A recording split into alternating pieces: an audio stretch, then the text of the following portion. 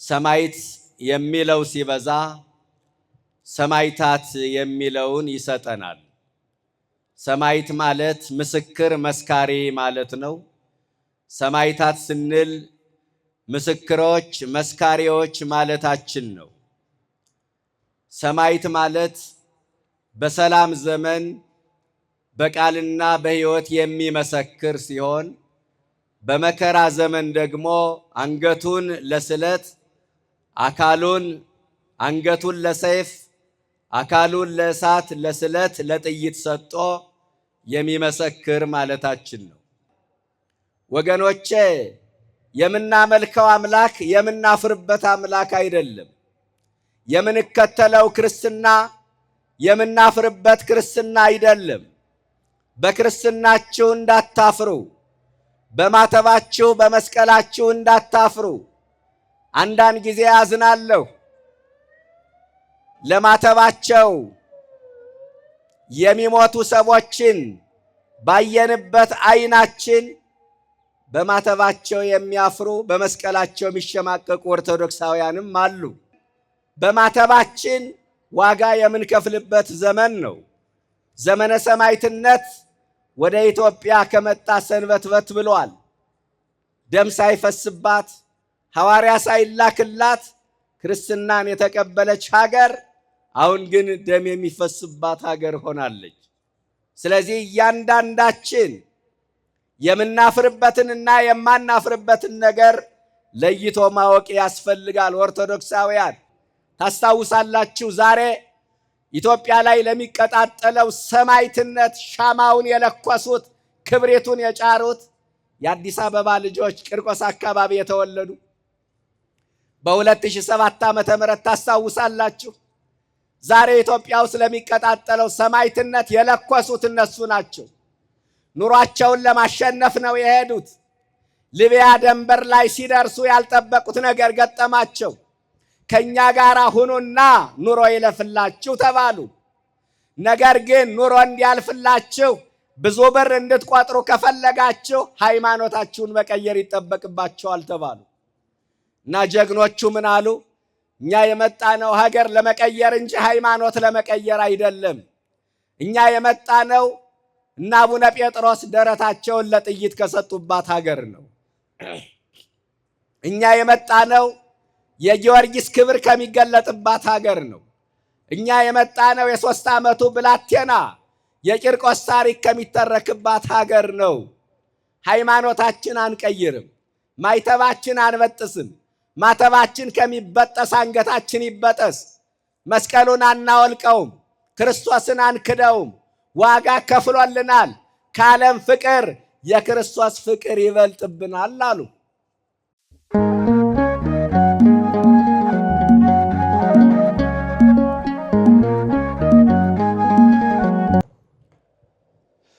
በስመ አብ ወወልድ ወመንፈስ ቅዱስ አሃዱ አምላክ አሜን።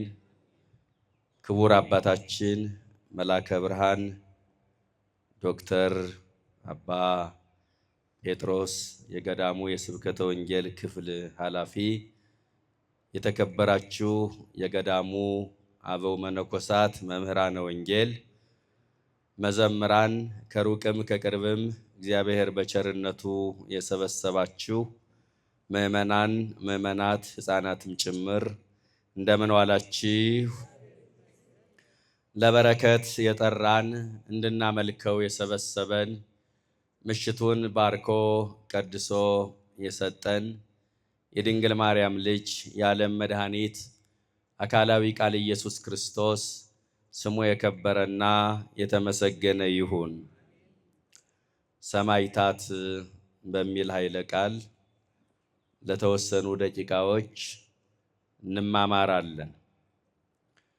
ይህንን ኃይለ ቃል የመረጥኩበት ምክንያት በኢትዮጵያ ምድር ከቀን ወደ ቀን በሰማዕትነት የሚያልፉ አማኞች ቁጥራቸው እየጨመረ እየበዛ ከመጣበት ሰዓት ላይ ደርሰናል። ሰሞኑንም ብዙ አማኞች ኦርቶዶክሳውያን በሰማዕትነት አልፈዋል። ሰማዕታቱ በሚታሰቡበት ሳምንት ስለ ሰማዕታት መነጋገር አስፈላጊ ነው ብዬ ስላሰብኩ ኃይለ ቃሉን መርጬዋለሁ። ከሰማዕታቱ ጽናትን ተምረን ዋጋ መክፈል እንደሚገባንና እንዲሁም ደግሞ ሰማዕታቱ ለኛ የማንቂያ ደወሎች ናቸውና ሁላችንንም ራሳችን ለሰማዕትነት ማዘጋጀት እንድንችል ማንቂያ እንዲሆነን ኃይለ ቃሉን መርጬዋለሁ። የሰማዕታቱ በረከት በሁላችን ላይ ይደር። ሰማዕት የሚለው ሲበዛ ሰማዕታት የሚለውን ይሰጠናል። ሰማዕት ማለት ምስክር መስካሪ ማለት ነው። ሰማዕታት ስንል ምስክሮች መስካሪዎች ማለታችን ነው። ሰማዕት ማለት በሰላም ዘመን በቃልና በሕይወት የሚመሰክር ሲሆን በመከራ ዘመን ደግሞ አንገቱን ለስለት አንገቱን ለሰይፍ አካሉን ለእሳት ለስለት ለጥይት ሰጥቶ የሚመሰክር ማለታችን ነው። የሰማዕትነት መነሻው የቃል ምስክርነት ነው። መድረሻው ደግሞ በሰይፍ መቀላት፣ በጥይት ተደብድቦ መሞት፣ በእሳት መቃጠል፣ በልዩ ልዩ ጽዋትወ መከራ ማለፍ ነው። ክርስቲያኖች ክርስትና እስካለ ድረስ ሰማዕትነት ይቀጥላል። ሰማዕትነትና ክርስትና ተለያይተው የነበሩበት ዘመን አልነበረም፣ ወደፊትም አይኖርም። ይቺ ቤተ ክርስቲያን በክርስቶስ ደም ተመስርታ በሰማዕታት ደም እያጌጠች ትኖራለች። ቤተ ክርስቲያን የተመሰረተችው በክርስቶስ ደም ነው። የተማገረችው በሰማዕታቱ አጽም ነው። የማገሩ ማሰሪያ ጅማታቸው ነው። የልስኑ ጭቃ የተቦካው በደማቸው ነው። ነቢያት፣ ሐዋርያት፣ ጻድቃን፣ ሰማዕታት ደማቸውን እያፈሰሱ ቤተ ክርስቲያኒቱን በምስክርነት አቆይተዋታል። ወደፊትም ቀጣዩ ትውልድ በምስክርነት ያቆያታል። ወገኖቼ ሰማዕታት ስንል ምስክሮች ብለናል። የማን ምስክሮች? በነጥብ እያየን እንሄዳለን። ሰማዕት ማለት ምን ማለት ነው የሚለውን አይተናል። ሰማዕታት ስንል ምስክሮች ናቸው። ምን ማለት ነው? እሱን እናያለን። ከዛ አማኞችን ለሰማዕትነት የሚያበቃው ነገር ምንድነው የሚለውን እናያለን። ሰማዕታት የሚባሉት ምን የፈጸሙ ናቸው የሚለውን እንመለከታለን። የሰማዕትነት መነሻው ምን እንደሆነ እናያለን። በመጨረሻ ሁላችንንም ለሰማዕትነት እንደተጠራን ተነጋግረን ትምህርታችንን እንቋጫለን። እንግዲህ ያው የሰሞኑ ጉንፋን ድምፄ ለአገልግሎት ምቹ አይደለም። እንድትረዱኝ ከወዲሁ ከይቅርታ ጋር በትህትና እንድትረዱኝ እጠይቃለሁ። ሰማዕታት ምስክሮች ናቸው። የማን ምስክሮች ስንል የክርስቶስ ምስክሮች ናቸው። ሳይፈሩና ሳያፍሩ በነገሥታት ፊት ቆመው ስለ ክርስቶስ የባሕርይ አምላክነት መስክረዋል። ወእነግር ስማከ በቅድመ ነገሥት ወኢትኀፈር ነቢዩ በመዝሙር 118 ቁጥር 46 ላይ እንደነገረን በነገሥታቱ ፊት ምስክርነትን እሰጣለሁ አላፍርም አለ። ወገኖቼ የምናመልከው አምላክ የምናፍርበት አምላክ አይደለም። የምንከተለው ክርስትና የምናፍርበት ክርስትና አይደለም። በክርስትናችሁ እንዳታፍሩ፣ በማተባችሁ በመስቀላችሁ እንዳታፍሩ። አንዳንድ ጊዜ አዝናለሁ። ለማተባቸው የሚሞቱ ሰዎችን ባየንበት ዓይናችን በማተባቸው የሚያፍሩ በመስቀላቸው የሚሸማቀቁ ኦርቶዶክሳውያንም አሉ።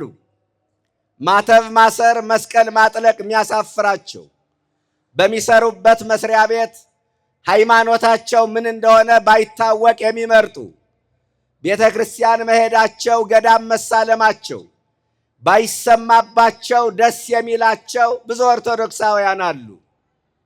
ለምን ስትሏቸው ኋላ ቀር እንዳይባሉ በሃይማኖት ከማይመስሏቸው ሰዎች ጋር በቤተ ክርስቲያን ሲያልፉ ተሳልመው ለማለፍ እንኳን የሚከብዳቸው፣ በሃይማኖት ከማይመስሏቸው ሰዎች ጋር ሲያልፉ ካህን ካዩ መስቀል ላለመሳለም አይተው እንዳላዩ ገሸሽ የሚሉ፣ በሃይማኖት ከማይመስሏቸው ሰዎች ጋር ምግብ ቤት ተገናኝተው ስመ እግዚአብሔር ጠርተው በስማም ብለው አቡነ ዘበሰማያት ደግመው ለመብላት የሚቸገሩ የሚያፍሩ ሰዎች አሉ። አይደለም ምዕመናን? እንዲህ አይነት ክርስቲያኖች አሉ። በማተባችሁ አትፈሩ፣ በመስቀላችሁ አትፈሩ፣ ማይተባችሁን አትፍቱ፣ መስቀሉን አታውልቁ። መስቀሉን ስታወልቁ ራሳችሁን ለሰይጣን እንዳስማረካችሁ እወቁ። መሳሪያውን የጣለ ይማረካል። መሳሪያውን የጣለ በጠላት ቁጥጥር ስር ይወድቃል። ዲያብሎስ ሊማርከን ይመጣል። መስቀሉን ከአንገታችን ተንጠልጥሎ ሲያየው ይህስ በክርስቶስ ፍቅር ተይዟል ብሎ ካጠገባችን እንደ ጉንበኖ ይጠፋል። በአንገታችን ያለችው ትንሿ መስቀል ዲያብሎስን የማባረር አቅም አላት። ስለዚህ በማተባችሁ በክርስትናችሁ እንዳታፍሩ ኦርቶዶክሳውያን። አንዳንድ ጊዜ የምናፍርበትንና የማናፍርበትን ነገር ለይቶ ማወቅ ጥሩ ነው። ተገላልጠው ሲሄዱ፣ የአራዊትን ስል ሲያስነቅሱ፣ ነውርን በአደባባይ ሲፈጽሙ ያላፈሩ ሰዎች ኦርቶዶክሳዊ ነኝ ለማለት ግን ያፍራሉ። ባለማተብ ነኝ ለማለት ግን ያፍራሉ። ይህ ዘመን በማተባችን ዋጋ የምንከፍልበት ዘመን ነው። ዘመነ ሰማዕትነት ወደ ኢትዮጵያ ከመጣ ሰንበትበት ብሏል። ደም ሳይፈስባት ሐዋርያ ሳይላክላት ክርስትናን የተቀበለች ሀገር አሁን ግን ደም የሚፈስባት ሀገር ሆናለች። ስለዚህ እያንዳንዳችን የምናፍርበትንና የማናፍርበትን ነገር ለይቶ ማወቅ ያስፈልጋል። ኦርቶዶክሳውያን በነገሥታቱ ፊት ምስክርነትን እሰጣለሁ አላፍርም አለ። ስለዚህ ሰማዕታት ስንል ምስክሮች ናቸው። የማን ስንል የክርስቶስ ምስክሮች ናቸው። ወደ ሁለተኛው ነጥብ እንሸጋገር። አማኞችን ለሰማዕትነት የሚያበቃው ነገር ምንድን ነው? ይህንን እናያለን። አማኞችን ለሰማዕትነት የሚያበቃ ሁለት ነጥብ እናንሳ። አንደኛ፣ አማኞችን ለሰማዕትነት የሚያበቃው አላውያን ነገሥታት ናቸው። ምን አልኳችሁ? ጨካኝ መሪዎች፣ እግዚአብሔርን የማይፈሩ ባለስልጣናት አማኞቹን ለሰማዕትነት ያበቃሉ። ይህንን የቤተ ክርስቲያንን ታሪክ ስታጠኑ በተለይ በዓለም መድረክ ፍንትዋ አድርጎ ያሳያቸዋል። በዘመነ ኔሮን፣ በዘመነ ቄሳር፣ በዘመነ ትራጃያን፣ በዘመነ ዲዮቅልጥያኖስ አማኞች አሰቃቂ መከራን ተቀብለዋል። በተለይ ሌላውን ተውትና በኔሮን ዘመን በርካታ ክርስቲያኖች አልቀዋል። ቤት ይቁጠራቸው። በጣም የሚገርመው ነገር ከዕለታት አንድ ቀን ኔሮን ምን እንዳለ ታውቃላችሁ? ክርስቲያኖችን ገደለ፣ አስገደለ፣ ገደለ፣ አስገደለና አንድ ቀን ምን አለ መሰላችሁ? ሰለቸው። ምን አለ የሁሉ ሰው አንገት አንድ በሆነልኝ አለ። ይገርማል። ምን አለ የሁሉ ሰው አንገት አንድ በሆነልኝ። መግደል አንዳንዴ ይሰለቻል ምዕመናን፣ መግደል ይሰለቻል እውነት ለመናገር። ነገር ግን አማኞች መከራ እየተቀበሉ ዋጋ እየከፈሉ ቤተ ክርስቲያኒቱን አሻገሯት፣ እኛም ላይ ያደረሷት። ለአባቶቻችን ክብርና ምስጋና ይድረሳቸው። በእውነት አማኞች እኛ ደረሷት እችን ቤተ ክርስቲያን ዋጋ ከፍለው ማለት ነው። ጴጥሮስ ቁልቁል ተሰቀለላት። ጳውሎስ ተሰየፈላት። ቅዱስ ጊዮርጊስ 7 ዓመት እንደ ጧፍ ነደደላት። አያችሁ፣ ዛሬም ሰማዕቱ ቅዱስ ጊዮርጊስ ስራ አልፈታም። በነገራችን ላይ ዛሬም ቂርቆስ ስራ አልፈታም። ዛሬም ሰማዕቱ ያፈራቸው ብዙ ልጆች አሉ። ይህንን ማስተዋል መቻል አለብን። በዚህ ዘመን በሰማዕትነት በክርስትናቸው ምክንያት በሰማዕትነት የሚያልፉ ኦርቶዶክሳውያን እነሱ የዘመኑ ጊዮርጊሶች ናቸው። በክርስትናቸው ምክንያት የሚሞቱ ሕፃናት፣ የአካል ጉዳት የደረሰባቸው ሕፃናት፣ ሆስፒታል የገቡ ሕፃናት እነሱ የዘመኑ ቂርቆሶች ናቸው። በክርስትናቸው ምክንያት የሚሞቱ እህቶቻችን የዘመኑ ቅድስት አርሴማዎች ናቸው። በክርስትናቸው ምክንያት የሚሞቱ ካህናት የዘመኑ ጴጥሮሶች ናቸው። ቀድሰው የሚያቆርቡ፣ ሰብከው የሚያሳምኑ፣ ለንስሐ የሚያበቁ ብዙ ካህናት፣ ብዙ አገልጋዮች በሰማዕትነት አልፈዋል። ገዳማውያኑ ሳይቀር ከአራዊት ጋር ተዋደውና ተላምደው እየኖሩ ነገር ግን ሰው እንደ ሰው ተፈጥሮ ከአውሬ ስለከፋ ገዳማቸው ድረስ ገብቶ ብዙ መነኮሳት ታርደዋል። ብዙ ነው። ስለዚህ አማኞቹን ለሰማዕትነት የሚያበቁ እንዲህ አይነት ሰዎች ናቸው። የቤተ ክርስቲያንን ታሪክ ስናጠና የሚያሳየን እሱን ነው ወገኖቼ። በጣም የሚገርመው ነገር ክርስትና ግን ሲያጠፉት ይነዳል፣ ሲያሳድዱት ባለ ሀገር ይሆናል፣ ሲቀጠቅጡት ቀና ቀና ይላል። ቅዱስ አውሳብዮስ ምን ይላል? የሰማዕታት ደም የቤተ ክርስቲያን ምርጥ ዘር ነው ይላል። ምንድን ነው አለ? የሰማዕታት ደም የቤተ ክርስቲያን ምንድን ነው? ምርጥ ዘር ነው። አያችሁ፣ ደማቸው ዘር ሆኖ ይበቅላል። ደማቸው ፈሶ አይቀርም፣ ዘር ሆኖ ይበቅላል። አሁን አንዳንዱ ይህንን ስንናገር እየሞትን እንዴት እንበዛለን፣ እንዴት ነው እየሞትን ቁጥራችን የሚጨምረው የሚሉ ሰዎች አሉ። ቁጭቱ ነው፣ ልክ ነው። ነገር ግን የመጣንበት ታሪክ የሚያሳየን ይህንን ነው። መጽሐፍ ቅዱስም ባስጨነቋቸው ጊዜ በዙ ነው የሚለው። ምን ባሏቸው ጊዜ? ባስጨነቋቸው ጊዜ በዙ ነው የሚለው። ይህ መጽሐፍ ቅዱስ ላይ የሰፈረ ኃይለ ቃል ነው። የሁላችሁ በደም የሚጸና በሰይፍ የምትቀጥል ቤተ ክርስቲያን፣ በደም የሚጸና ሃይማኖት ነው ያለ። በሰይፍ የምትጠፋ ቤተ ክርስቲያን ብትኖር ኑሮ 10 የሮማ ቄሳሮች እስካሁኑ ድረስ ያጠፏት ነበረ። ነገር ግን እንዳልኳችሁ በደም የሚጸና ሃይማኖት፣ በሰይፍ የምትቀጥል ቤተ ክርስቲያን ነው ያለችው። ዲያብሎስ ዝናሩን አራገፈ፣ ቀስቱን ጨረሰ። ቤተ ክርስቲያኒቱን ሊጎዳት አልቻለም። ዮሐንስ አፈወርቅ የተናገረው ቃል ነው። ቤተ ክርስቲያን ትናንትና ነበረች፣ ዛሬም አለች፣ ወደፊትም ትኖራለች።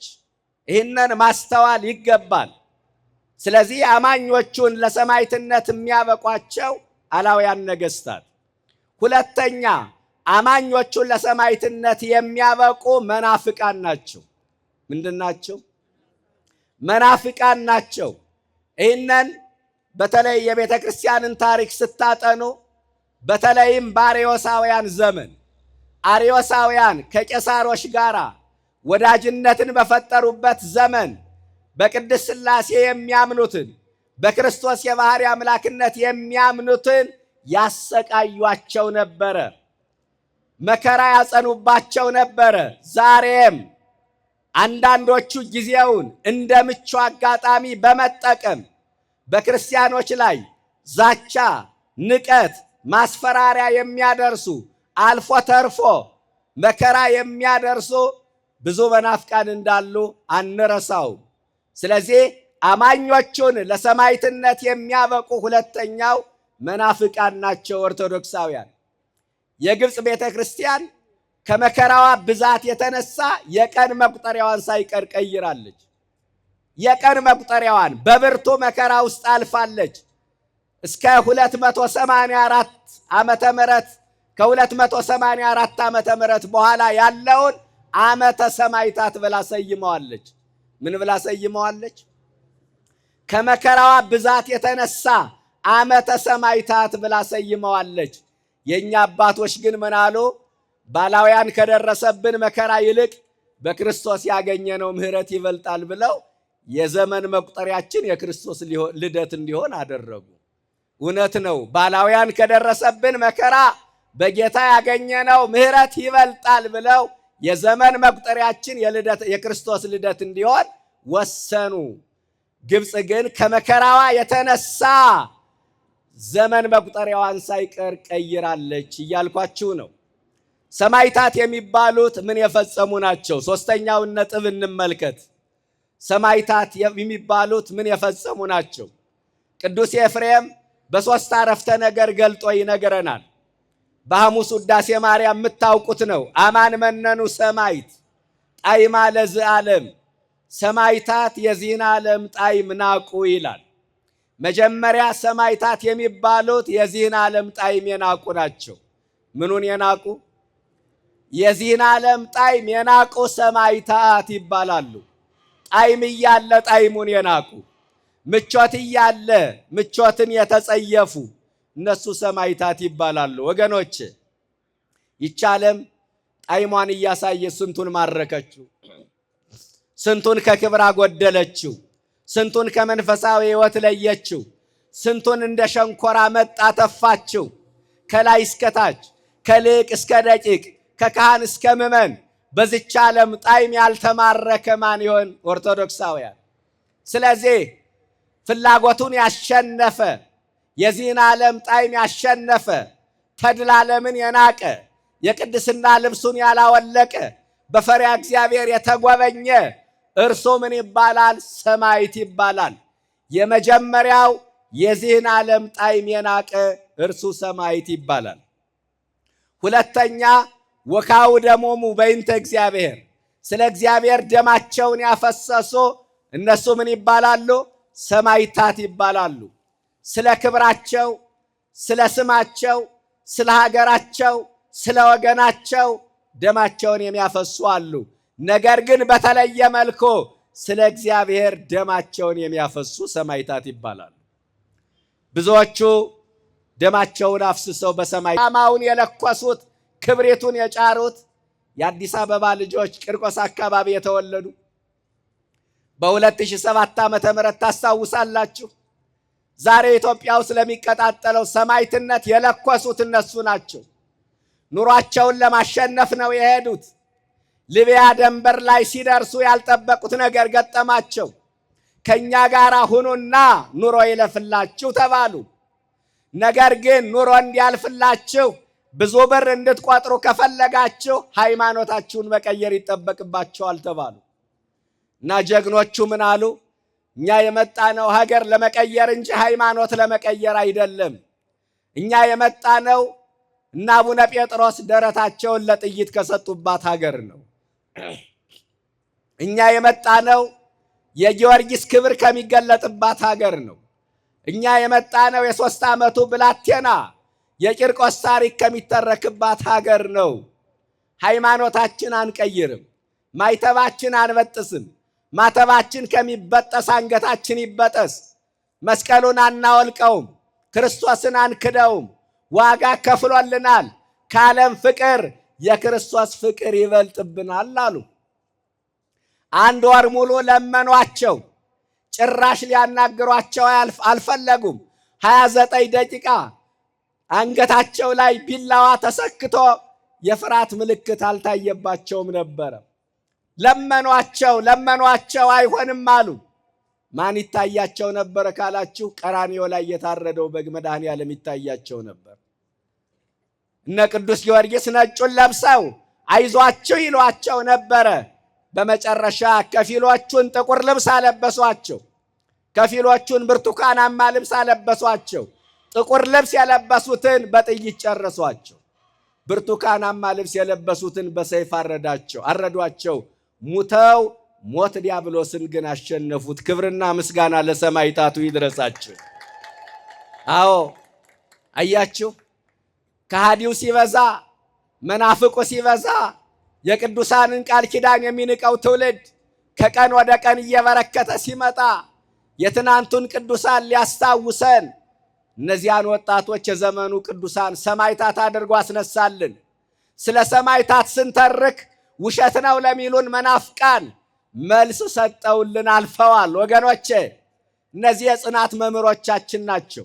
ቤተ መጻሕፍቶቻችን ናቸው። የጥንካሬ ተምሳሌዎች ናቸው። ልቅነትን እየተለማመደ ባለው ትውልድ መካከል፣ ግብረ ሰዶም እየሆነ ባለው ትውልድ መካከል ሃይማኖትን መውደድ እስከ ሞት እንደሆነ አሳዩን። ሃይማኖትን ማፍቀር አንገትን ለሰይፍ እስከ መስጠት እንደሆነ አመላከቱን እያልኳችሁ ነው። ስለዚህ ሰማዕታት የሚባሉት ደማቸውን ስለ እግዚአብሔር ያፈሰሱ፣ እነዚህ የነገርኳችሁ አሁን ስለ እግዚአብሔር፣ ስለ ሃይማኖት፣ ስለ ክርስትና ደማቸውን ያፈሰሱ ናቸው። በዚህ በዮሐንስ ራእይ ምዕራፍ 14 ቁጥር 13 ላይ በጌታ የሚሞቱ ብፁዓን ናቸው ይላል። ሰው ሲልከሰከስ ይሞታል፣ ሲሰርቅ ይሞታል፣ ሲያመነዝር ይሞታል፣ በስኳር በግፊት ይሞታል አይደል እንዴ? መጠጥ ቤት ቁጭ ብሎ የሚሞት ሰው አለ። ሰው ላልገባው ፖለቲካ አንዳንዴ አደባባይ ላይ ወጦ በጥይት ይሞታል። ነገር ግን በጌታ የሚሞቱ ምንድናቸው አለ? ብፁዓን ናቸው አለ። ምክንያታቸው ጌታ ነው። ምክንያታቸው ቤተ ክርስቲያን ናት። ምክንያታቸው መስቀሉ ነው። ቤተ ክርስቲያን ትቀደስ፣ የኛ ደም ይፍሰስ፣ ታሪክ ይቆይ፣ እኛ ግን እንጥፋ እያሉ ዛሬም የነ ቅዱስ ጊዮርጊስን ጉዞ የሚያስቀጥሉ የቅዱሳንን ፈለግ የሚከተሉ ታሪክ የሚደግሙ መስቀል የሚሸከሙ ወጣቶችን የምናይበት ዘመን ነው። አያችሁ፣ ሰማዕትነቱ አሁንም አልተቋረጠም ማለት ነው። ደማቸውን ስለ እግዚአብሔር ያፈሰሱ ሰማዕታት። ሶስተኛ ሰማዕታት የሚባሉት ወታገሱ ሞተ መሪረ፣ መራራ ሞትን ስለ መንግሥተ ሰማይ ብለው የታገሱ። ምንን የታገሱ? መራራ ሞትን ስለ መንግሥተ ሰማይ ብለው የታገሱ።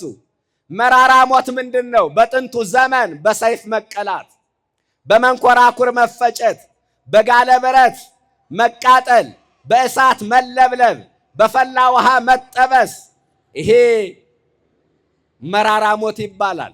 በዘመናችን በጥይት ተደብድቦ መሞት፣ በገጀራ ተጨፍጭፎ መሞት፣ በግፍ መሞት፣ ይሄ መራራ ሞት ይባላል። ስለ መንግሥተ ሰማይ ብለው መራራ ሞትን የታገሱ ሰማዕታት ናቸው። የገሃነምን ምሬት የመንግሥተ ሰማይን ጣዕም የሚያውቁ ማለት ነው። የገሃነም ምሬት ምንድን ነው? ትሉ ማያንቀላፋበት፣ እሳቱ ማይጠፋበት ማለት ነው። በማርቆስ 11 እንደተመዘገበው የመንግሥተ ሰማይ ጣዕምስ ምንድን ነው? የመንግሥተ ሰማይ ጣዕም መቼም ሁላችንንም እዚህ የተገኘን የመንግሥተ ሰማይ ጣዕም ገብቶን ይመስለኛል። ሌሊት በሰዓታት፣ ማለዳ በኪዳን፣ ቀን በቅዳሴ፣ ማታ በሰርክ ጉባኤ ተገኝታችሁ መድኃኔ ዓለምን ደጅ የምትጠኑት፣ ጠዋትና ማታ ፊቱን የምትፈልጉት፣ የምትጾሙት፣ የምትጸልዩት ለምንድን ነው ካላችሁ የመንግሥተ ሰማይን ጣዕም ስለገባችሁ መሰለኝ።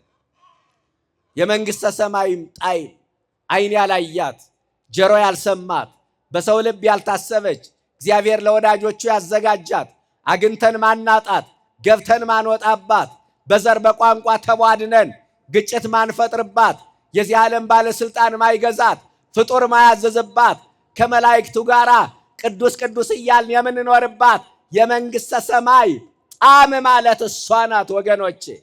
ስለዚህ የገሃነምን ምሬት የመንግሥተ ሰማይን ጣዕም ያወቁ እነሱ ምን ይባላሉ? ሰማዕታት ይባላሉ። እያችሁ ቅዱስ ኤፍሬም በሶስት አረፍተ ነገር ጠቅልሎ ገለጣቸው። አንደኛ ምን አለ? የዚህን ዓለም ጣዕም ምን ያሉ? የናቁ። ሁለተኛውስ ስለ እግዚአብሔር ምናቸውን ያፈሰሱ? ደማቸውን ያፈሰሱ። ሶስተኛ ስለ መንግሥተ ሰማይ ብለው መራራ ሞትን የታገሱ እነሱ ሰማዕታት ናቸው። በዚህ መልኩ እንዲህ አይነት ሰማዕታትን ቤተ ክርስቲያን ታስባለች። በዚህ ያለፉትን ሰማዕታት ቤተ ክርስቲያኒቱ ታስባለች። ዓለም ያገለገሏትን ሐውልት ታቆምላቸዋለች። በስማቸው መንገድ ትምህርት ቤት አዳራሽ ትሰይምላቸዋለች። ለሀገር ለወገን ውለታ የዋሉ ሰዎች ሆስፒታል፣ ትምህርት ቤት፣ መንገድ በስማቸው ይሰየምላቸዋል። ሰማዕታት ደግሞ ያገለገሉት እግዚአብሔርን ስለሆነ በእግዚአብሔር ቤት ይታሰባሉ። ታቦት ይቀረጽላቸዋል። ቤተ ክርስቲያን ይሰራላቸዋል። ገል ይጻፍላቸዋል። እነዛ ቅድም የጠቀስኳቸውን ሊቢያ ላይ የታረዱትን ሰማዕታት እኮ ቅዱስ ሲኖዶስ ሚያዝያ 11 ቀን ሰማዕታተ ኢትዮጵያ ብሎ እንዲታሰቡ ወስኖላቸዋል። ስለዚህ ሁልጊዜ ሚያዝያ 11 ቀን እነዛ ይታሰባሉ። ሰማዕታት ናቸው።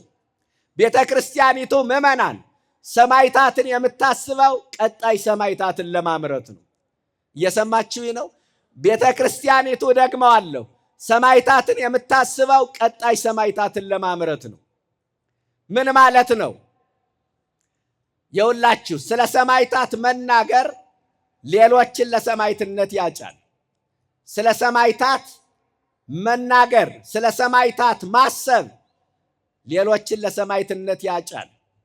ዛሬ በክርስትናቸው ምክንያት ሐዘን፣ ትካዜ፣ ዋይታ፣ ሰቆቃ የሚደርስባቸው የሰማዕታቱ ታሪክ ሲነገር፣ የሰማዕታቱን ገል ሲሰሙ ይጽናናሉ፣ ይበረታታሉ። እኔም ሰማዕት ብሆን ነገ ዘከራለሁ የሚል ትውልድን ያስነሳል። ሰማዕታትን ማሰብ እኔም ሰማዕት ብሆን እዘከራለሁ የሚል ትውልድን ይፈጥራል። ለዚህ ነው ቤተ ክርስቲያኒቱ ሰማዕታትን የምታስበው።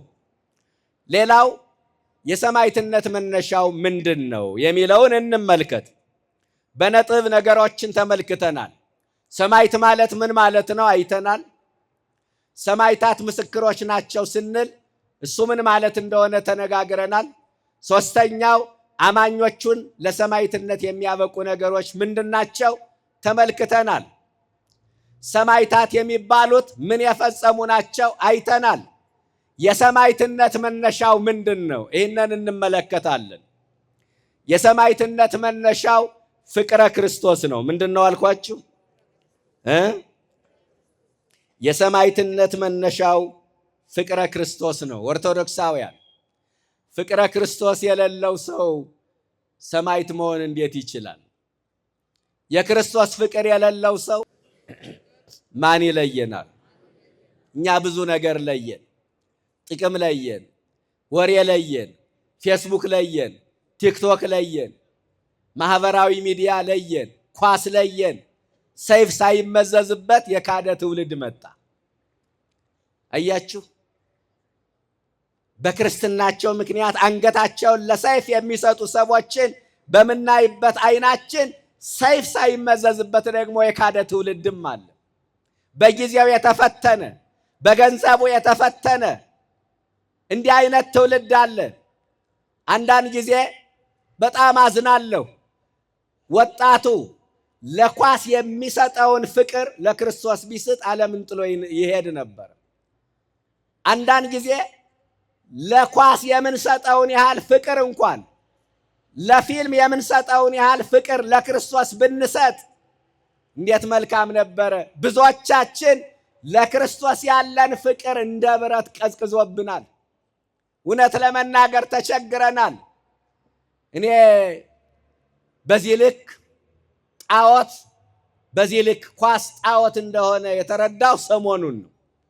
አንድ የሆነ ቡድን አሸነፈ ተብሎ ደጋፊዎቹ አንዳንዶቹ ከደስታቸው ብዛት የተነሳ ጨርቃቸውን ቀደውታል፣ የለበሱትን ልብስ ቀደውታል። አንዳንዶቹ ከደስታቸው ብዛት የተነሳ እንደ ባለዛር ዛር እንደያዘው ሰው መሬት ላይ ተንፈራፍረዋል። አንዳንዶቹ አልቅሰዋል፣ አንዳንዶቹ ስለት ተስለዋል። ምን አለ ከተሳሉ ጣዖት የሆነባቸው ነገር እንዲለቃቸው ቢሳሉ። ምን አለ ካለቀሱ ኦርቶዶክሳውያን በግፍ ሲሞቱ ቢያለቅሱ። ስንት የሚያስለቅስ ነገር ሞልቶ። አያችሁ፣ ለክርስቶስ ያለን ፍቅር እንደ ብረት ቀዝቅዟል ያልኳችሁ ለዚህ ነው። እኔ ኳስ ማየት ኃጢአት ነው እያልኩ አይደለም። ኃጢአትም አይደለም፣ ጽድቅም አይደለም። ጣዖት ሲሆንብን ግን ወገኖቼ፣ ጣዖት ከሆነብን ኃጢአት ነው። ለክርስትናው ያለን ፍቅር ቀዘቀዘ።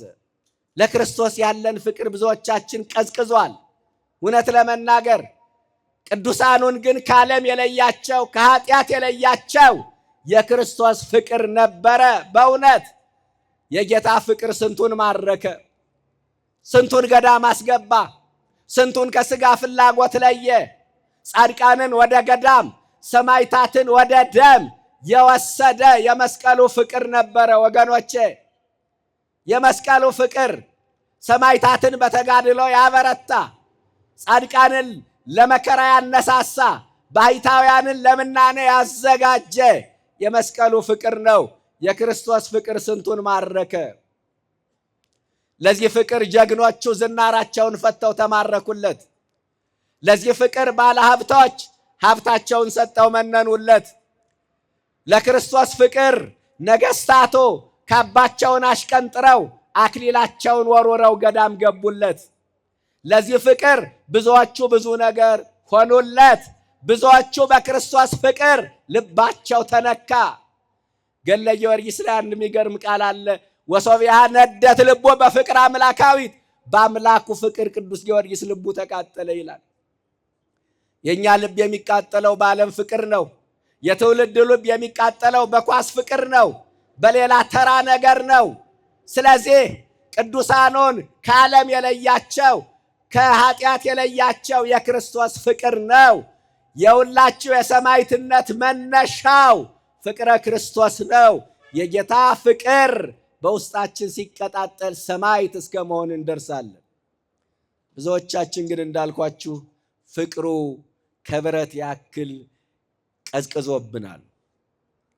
በመጨረሻ የማነሳው ሁላችንንም ለሰማዕትነት ተጠርተናል። ሁላችንንም ለምን ተጠርተናል? ሁላችንንም ለሰማዕትነት ተጠርተናል። ወገኖቼ ሰማዕትነት በነ ቅዱስ ጊዮርጊስ ብቻ ያበቃ አይደለም። ሰማዕትነት በነ ቅዱስ ቂርቆስ ብቻ ያበቃ አይደለም። ሰማዕት ዘንበለ ደም የሚባል አለ። በደም ሰማዕታት የሆኑ አሉ፣ እንበለ ደም ያለ ደም ሰማዕታት የሆኑ አሉ። ከሞት ያልተናነሰ መከራ የሚቀበሉ እነሱ ሰማዕታት ናቸው። ሰማዕትነትን አባቶቻችን በሶስት ቀለም ይገልጡታል። በስንት ቀለም? በሶስት ቀለም ይገልጡታል። አንደኛው ሰማዕትነት ነጭ ሰማዕትነት ይባላል። ምን አልኳችሁ? ነጭ ሰማዕትነት። ነጭ ሰማዕትነት ነጭ ሰማዕታት የሚባሉት እነማን ናቸው? ቅድም ቅዱስ ኤፍሬም ሰማዕታት የዚህን ዓለም ጣዕም ናቁ፣ የዚህን ዓለም ጣዕም የናቁ ነጭ ከሚባሉ ሰማዕታት ይመደባሉ። ፍላጎታቸውን ያሸነፉ፣ ራሳቸውን የገዙ፣ ምኞታቸውን የተቆጣጠሩ፣ ልብላ ልብላ፣ ልጠጣ ልጠጣ፣ ላመንዝር ላመንዝር የሚል ስሜታቸውን ገተው በረሃ ገብተው የኖሩ እነርሱ እንደነ አቡነ አረጋዊ ያሉ፣ እንደነ አቡነ ገብረ መንፈስ ቅዱስ፣ እንደነ አቡነ ተክለ ሃይማኖት ያሉት እነሱ ምን ይባላሉ? ነጭ ሰማዕታት ይባላሉ። ሁለተኛ ቀይ ሰማዕትነት ነው። ቀይ ሰማዕትነት የሚባለው ደማቸውን ስለ እግዚአብሔር ያፈሰሱ ቀይ ሰማዕታት ይባላሉ። ደማቸውን ስለ እግዚአብሔር ያፈሰሱ፣ በደማቸው የክርስቶስን ፍቅር የገለጡ እነዚህ ምን ይባላሉ? ኦርቶዶክሳውያን። እነዚህ ቀይ ሰማዕትነት ይባላሉ። ቀይ ሰማዕታት። ሶስተኛው አረንጓዴ ሰማዕትነት ይባላል። ምን ይባላል? አረንጓዴ ሰማዕትነት። ይገርማል። ይሄ አረንጓዴ ሰማዕትነት ዘርፉ ብዙ ነው። ኦርቶዶክሳውያን ቅድም ምንድነው ያልኳችሁ? ሰማዕት ዘንበለ ደም ብያቸዋለሁ። ያለ ደም ሰማዕታት የሆኑ ከሞት ያልተናነሰ መከራ የሚቀበሉ እነሱ አረንጓዴ ሰማዕታት በመባል ይጠራሉ። ለአንዳንድ ሰው ሰማዕትነቱ ትዳሩ ነው። ለአንዳንድ ሰው ሰማዕትነቱ ከአስቸጋሪ ልጁ ጋር መኖሩ ነው። ለአንዳንድ ሰው ሰማዕትነቱ ከመጥፎ አለቃው ጋር መኖሩ ነው። ለአንዳንድ ሰው ሰማዕትነቱ ጠባያቸው ከከፉ ሰዎች ጋር መኖር ነው።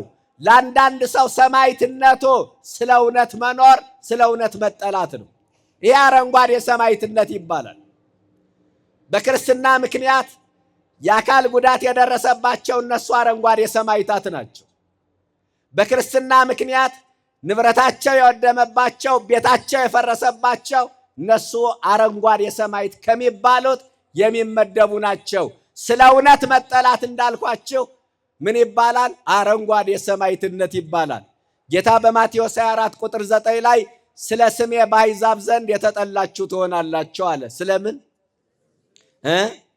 ስለ ስሜ በአሕዛብ ዘንድ ያለምን ፍጻሜ ከሚያሳዩ ምልክቶች አንዱ ስለ ስሙ መጠላት ነው።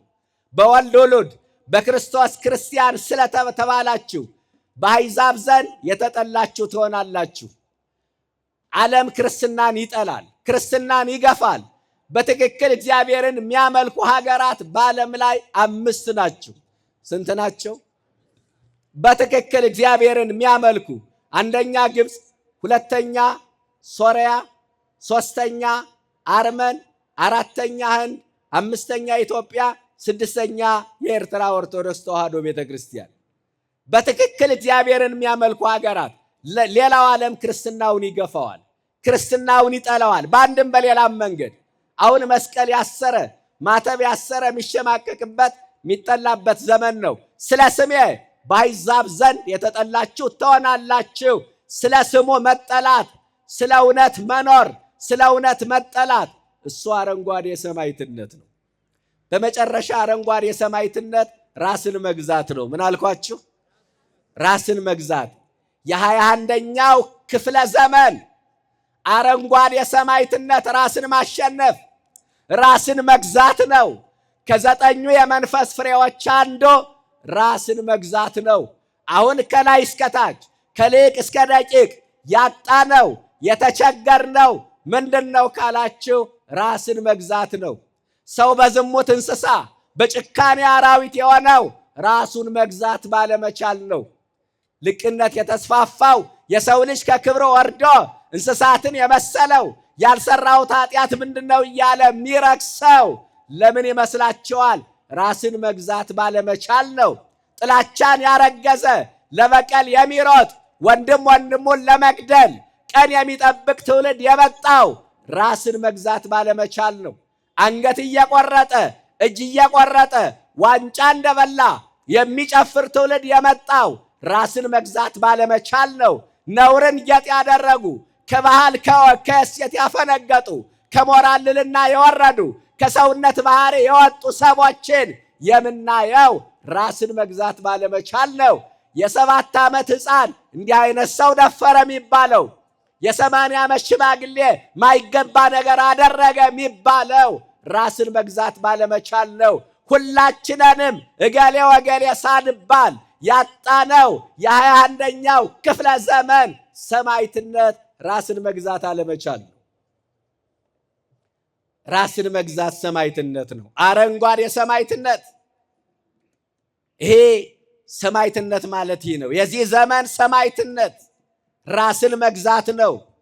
ወገኖቼ ነጋዴዎች ካላችሁ በሚዛን ማታጭበረብሩ ከሆነ ያልተገባ ትርፍ ለማግኘት ስመ እግዚአብሔር ማትጠሩ ከሆነ ባይድ ነገር እየቀላቀላችሁ ማትሸቃቅጡ ከሆነ እናንተ አረንጓዴ ሰማዕት ናችሁ። ባለስልጣናት ግፍ ማይፈጽሙ፣ ድሃ ማይበድሉ፣ ጉቦ ማይቀበሉ ከሆኑ እነሱ አረንጓዴ ሰማዕት ናቸው። ምሁራን ለሀገር ለወገን የሚጠቅም ስራ ከሰራችሁ፣ በእውቀታችሁ ትውልድን ከቀረጻችሁ እናንተ አረንጓዴ ሰማዕት ናችሁ። ወጣቶች ሀገራችሁንና ቤተክርስቲያናችሁን ከወደዳችሁ፣ ዝሙት ካላሸነፋችሁ እናንተ አረንጓዴ ሰማዕት ናችሁ። እኛ ሰባከያን ስለ እውነት ምንኖር ከሆነ የምንናገረውን ምናምንበትና ምንኖር ከሆነ አረንጓዴ ሰማዕት ነን። ካህናት አባቶቻችን የእረኝነት ድርሻቸውን ከተወጡ ሀብታምና ድሃ ሳይሉ እኩል በእኩል ዓይን ልጆቻቸውን የሚያዩ ከሆኑ እነሱ አረንጓዴ ሰማዕት ናቸው። ይሄ አረንጓዴ ሰማዕትነት ዘርፉ ብዙ ነው፣ አይነቱ ብዙ ነው። ስለዚህ ለዚህ ሰማዕትነት ሁላችንንም ተጠርተናል። አንድ ጥቅስ ላንሳና ትምህርቴን ልጨርስ። በዚህ ድምፅም ብዙ ማቆየት አልፈልግም እናንተን። የማቴዎስ ወንጌል ምዕራፍ 10 ቁጥር 38 ላይ ለሰማዕትነት የቀረበ ጥሪ ነው።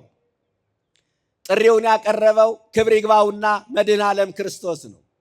ማቴዎስ 10 ቁጥር 38 በኋላዬ የማይከተለኝ መስቀሌን የማይዝ የኔ ሊሆን አይገባም። እስቲ ይህን ቃል ተናገሩ። በኋላዬ የማይከተለኝ መስቀሌን የማይዝ የኔ ሊሆን አይገባም። ይሄ ከክርስቶስ የቀረበ የሰማዕትነት ጥሪ ነው። ክርስቶስ የኔ እንዲለን ከፈለግነ ሁለት ነገር እናሟላ። በኋላው እንከተል፣ መስቀሉን እንያዝ። የኔ የምንላቸው ሰዎች አሉ አይደለ? በማህበራዊ ኑሯችን የኔ የምንላቸው ሰዎች አሉ። የሐዘናችን የደስታችን ተካፋይ ይሆናሉ። የቁርጥ ቀን ደራሽ የምንላቸው በደስታችንም ሆነ በሐዘናችን ይገኛሉ ብለን የምንጠብቃቸው የኔ የምንላቸው ሰዎች አሉ። ክርስቶስ የኔ እንዲለን ከፈለግነ በኋላው እንከተል፣ መስቀሉን እንያዝ። በኋላው መከተል ማለት መንገዱን መንገዳችን ማድረግ ነው። ሐሳቡን ሐሳባችን ማድረግ ነው። ፈቃዱን ፈቃዳችን ማድረግ ነው። በኋላው መከተል ማለት ክርስቶስ በሄደበት መንገድ መጓዝ ማለት ነው። አባቶቻችን መርፌው በሄደበት ክሩ ይከተላል ይላሉ። መርፌው በሄደበት ክሩ እንዲከተል ግን መርፌው ከክሩ ጋር ምን መሆን አለበት? መታሰር አለበት። ክርስቲያን ከክርስቶስ ጋር እንዲጓዝ ከፈለገ ከክርስቶስ ጋር በእምነት መታሰር መቻል አለበት። ስለዚህ በኋላው መከተል ማለት እንደ ፈቃዱ መኖር ነው። ሁለተኛ መስቀሉን መያዝ። መስቀሉን መያዝ ማለት ምን ማለት ነው? ክርስቶስን በመከራ መምሰል። ምን አልኳችሁ? ክርስቶስን በመከራ መምሰል። አያችሁ፣ በክርስቶስ ስም የተቋቋሙ ብዙ የእምነት ድርጅቶች አሉ።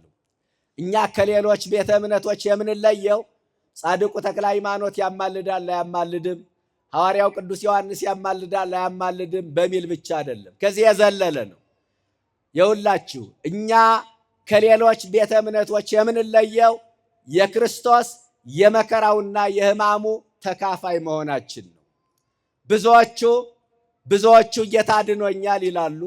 ዋጋ ተከፍሎልኛል፣ ዕዳዬ ተደምስሶልኛል፣ በደሌ ተሰርዞልኛል ይላሉ።